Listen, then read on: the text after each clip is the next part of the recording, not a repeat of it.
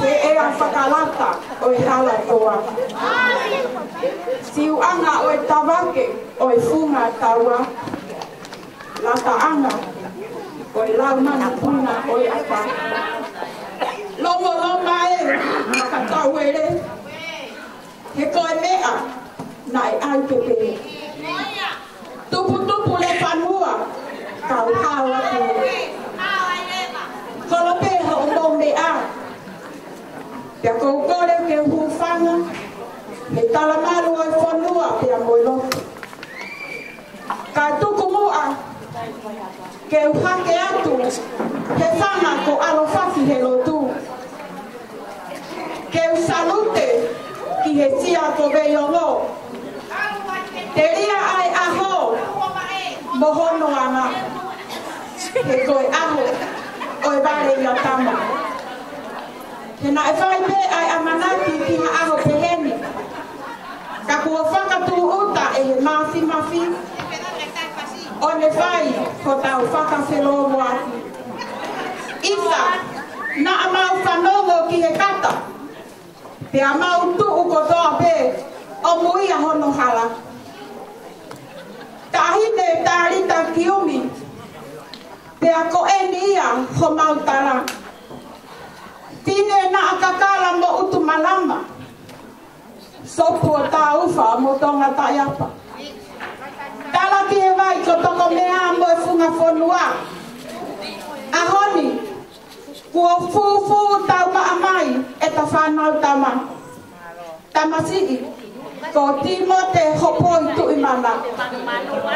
Kai fu ene kawa ki he kolo kakala. Ki he taahine ko Akanesi akau Tuimana. Whakawhetai, kua hoko ai wa o ta. Tala monu moi ofa. Maurea whakataha mo te teri ake.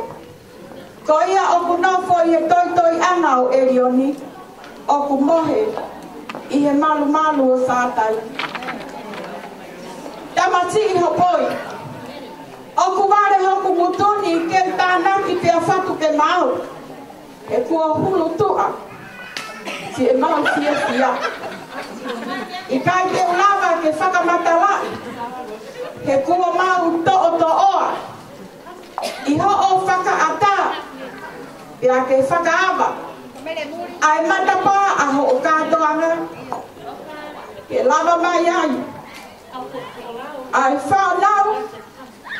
Moi ngahi makapuna. Ati i mātua me he tafu. Ke whai atu. Haki i tue noa. Pea ka anga whewhe si e mau tue. Ka koe tue pe he laine. Koe tuu anga. Mo oni pe lea. Koe papata pe kana e lalang. Koe teki. Koe tolai ni maase. Koe osi nga maari e eni. Ai mātua. Pea ne omo koe osi ngā e. Ka kohono tala. O kukei maari e pe. Tamati i hopoi. Me amai. Hui atu e teki o i whanau. Pea tuku ke tula whare atu ai. Ai ki ila i lau akau o kutuku. He koe aho eni.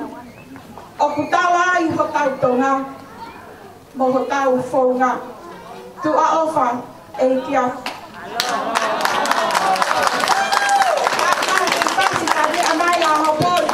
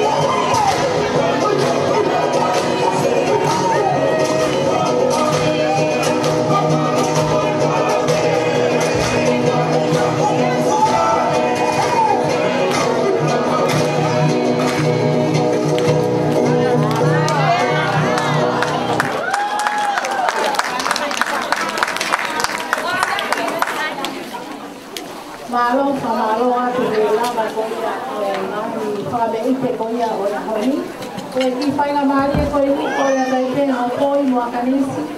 Na kataki o lava mai, a hoi Akanesi mea, e te taha, te ua, e higo ia, e a to whamau open da tau nāwe, e a koe te kaha e tau kau, e mai tau kāpua ki da tau mātuki. E poi, Akanesi? Malo nesi.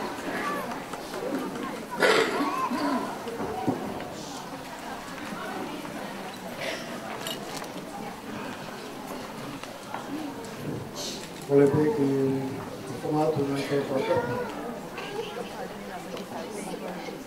atau tu saya di dia pemau, apa kita tu orang kita dia pintar dia. First of all, I want to give thanks to our Lord and Savior, Jesus Christ. If it wasn't for him, none of this would be possible. I also want to thank my tama. Kabeheke whawhekau to Akanesi not only Akau's family, kia whiwhita, kabeheka fusi. I just want to thank all of you I also want to thank my family that flew over from Australia. Uselahi Atiola, Michelle. Without any of this, none of this would be possible. Toi whakamalo pe ki he Famili tongo. I always feel your guys' love. It was my father whenever I see Ofalahi. I also want to say thank you to the catering and the people that joined me in the line, me and Akanesi in the line. I want to say thank you.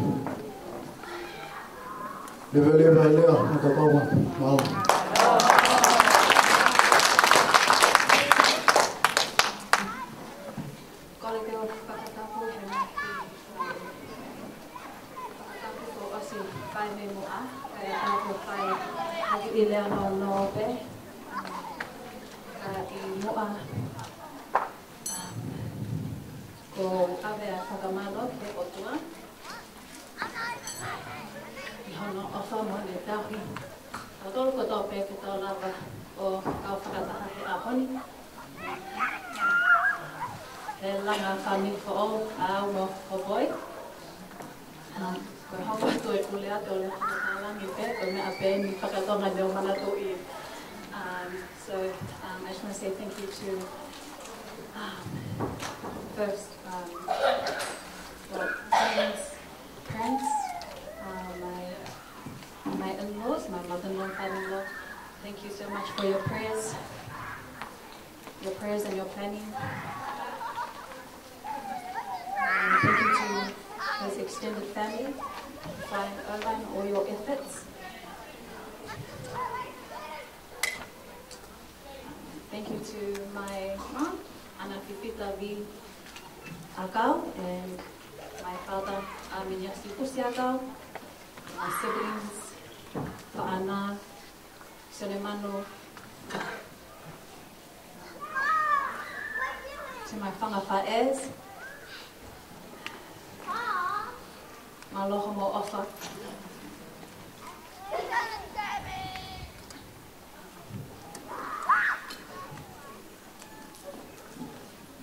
Kakamalo atu ke family ko tamai. Maloho no ha'u a whai patonge ko tamai. And just last but not least, sorry if I forgot. Thank you, Falagesi. Thank you for your local warfares this week. For those who don't know, my Whaifegao's grandpa passed away on Tuesday. He was the first one that phoned me in the morning. Nyongo peoko. Humogina. He still has time to pray over me and Hopoi. So thank you, Falakesi. And just thank you to everyone for taking time out of your days for my family, friends, Hopoi's family and friends flying over. Far and near. Kapana iai ha tono no na whai. Ko le whakamore mole atu pe. Ko mga taanga e mpe. But I hope you all enjoyed today. Koe pe lea malo.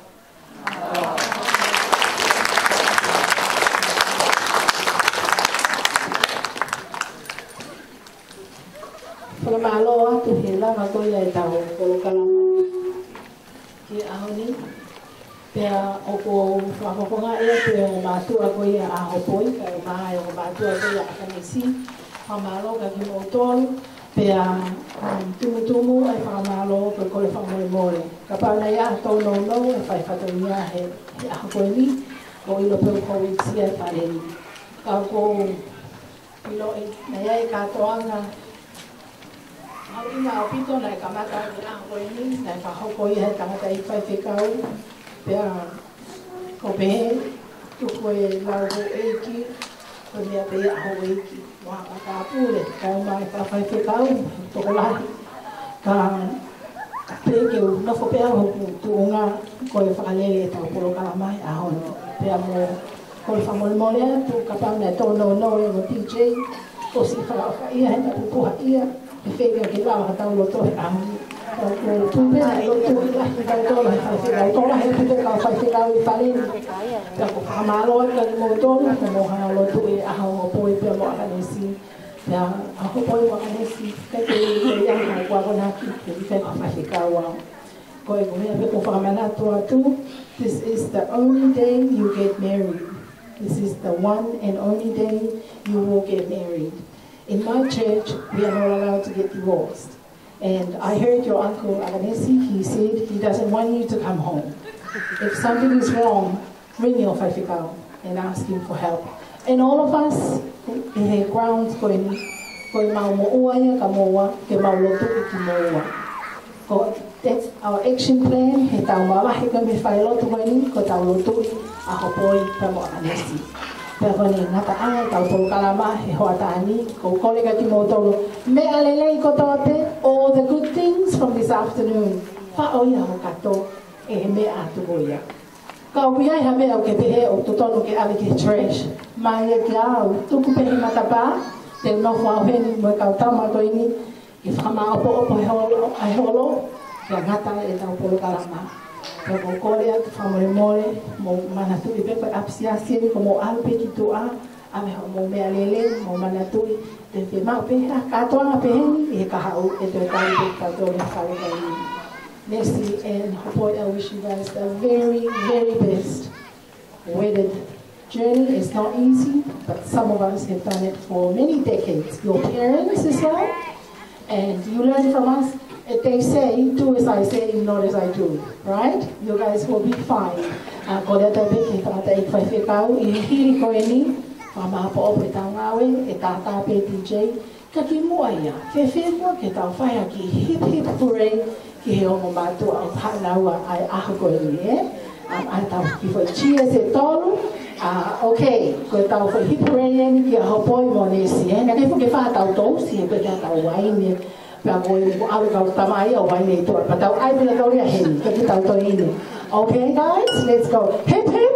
Hooray! Hip hip! Hooray! Hip hip hip! Yes! Sai, ai mo ko hati pas-pas dia mo DJ, mo salah osa. Malo apito o me agak apa kali no, Koe tamasi DJ koe ni, koe tamasi lofanga. Koe talato e mahoponga. Koe fae, koe familia, se le pea. Koe fahu a kiomi, pea mo se le pea me familia fae, me funga fonua, pea mo me ata mo fin kotoa. Ko kelei, ko hoku mari, ko ni hua ko ni vele ap kotoa. Koe fahu ia familia Tuimana me lofanga. Koe tu mai peo, mo se mo vele te a mai pea.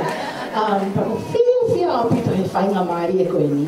Ke tau kaunga, pasi-pasi, ki he Famili o Akanesi. Pea mo he Famili o Hopoi. Ko pasi-pasi. Ko pasi-pasi. Ko pasi-pasi ko kate e kina mo tomo pasi-pasi e tamasi whaita. Ai o pito. Pea mo anglera mo whakapa-apa ki he whaiwhekau ko ia tene o Tātu ko e tau katoanga I e whiawhini. O māloa tu whaiwhekau, kata ka mea mai o whahau ke tau lotu, māloa pito. Māloa, rewa wen kalake.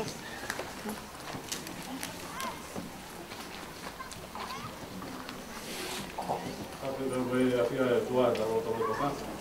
I mua ka tala mo kua ka kai tau lotu, mai kai ki mi te tap. Kata I e rea taki. Koe mo ki rea me me kunga kunua o ku ke he ngā tangalahi nai ki e whalaua ki te noa ai motu maa o runga ko ewo. Owa sana. Ke ki Maria e tahine ko Nessie, nai kai ke whaha amanaki ia e whakakato he motua koe ni. Ka pia pita I whakarea koe mea whaeiki o hoko I o hanga pia o talange ka piti. Whaka ofo talange ki a Nessie uma e huse pani ti mo hiki osi mai moa ki te riua ki heri hiri pia mari. Nero mai o ka whahua pe tau tui ko mea ko tō pe fō mai a mi he iki. Les, mui hoa talanga fua kakato ia. Ai ko mea ko e na tu lawe ki ai he teu na tau whai, a mari ko ni. Ko mari, o kui kai au pito, ka tau ia. Pa ku whawhere whanongo mai mai tau tupu. O kui kai ko mari, ko e kumi pe hato motu i kofu ke tui, ku whakatapu. Ko mari, ane ko whola na tau lawe ki ai te nai, ko e hai ia e o tua. Kia ka au kia taimi ko ke whakakau hange ko motu a ko humala ia ia hukonga i whakatapu ka ke kari aki pa ke si tua me e aho koe ni na kamata e aho koe. Ko ia nes, tai maa o moi, mau tala monuat e ahoni, pat Famili kou kwai e a wike tau paos e hoa koe ni ko whawhea te kau whai whakau me ka mori a peria se tu hen mea mai a kato ni whatongia paos koe ni i whakinima tāpoki ia o mea mari koe ni lotu no nou me tau kato ake whatongia koe malo koe beku tau hen mea mori mea mai kore ake puna ke hua mai pe ai himi koe ni ofa whakata o iau ai Akanesi whātaronga Tuimana ura pēa ofa koe nga periati